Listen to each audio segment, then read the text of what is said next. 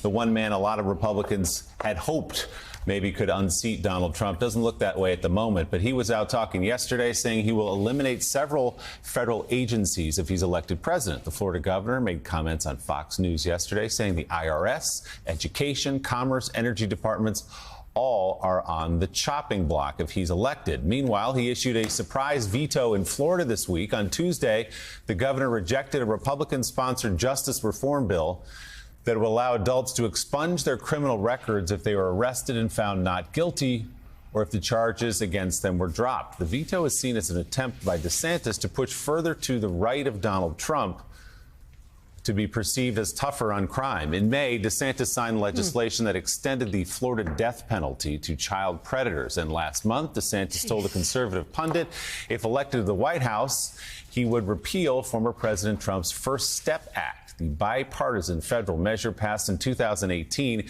gives judges more discretion in sentencing certain drug offenders. It also aims to give prisoners more access to the resources needed for life after incarceration. Governor DeSantis voted for an early version of the First Step Act as a member of Congress, but has changed his stance since running for president. So, Caddy, I guess this is implicit criticism in some ways from Ron DeSantis of Donald Trump, trying to get around to the right of him a little bit. He's made similar comments on the issue of abortion, suggesting that his 6-week ban in the state of Florida is where the party should be, not the way Donald Trump has approached that issue.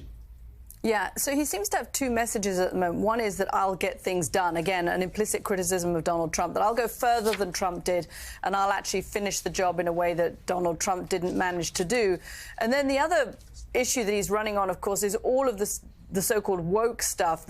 And that does seem to be resonating with some section of the Republican conservative base, that they feel that DeSantis gets that and cares about that more than Donald Trump does, according to the reporting that we have.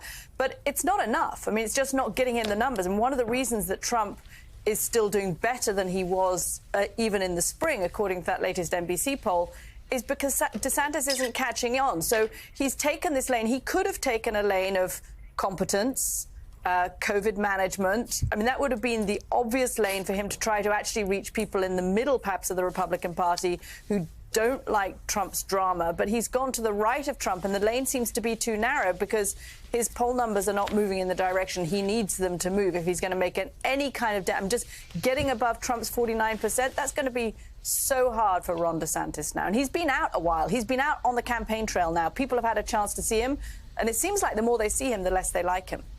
Yeah, and there certainly have been questions about his retail political skills all along. He's still raising plenty of money, and he's got a pretty well-staffed campaign organization. But the DeSantis campaign, yeah, it certainly hasn't lifted off yet, nowhere near like people anticipated. As one Republican said recently, I mean, because he's trying to move to the right on Trump on so many issues, but he's almost like a Trump tribute band, and fans still want to see the real thing. Trump's out there still on the road night after night.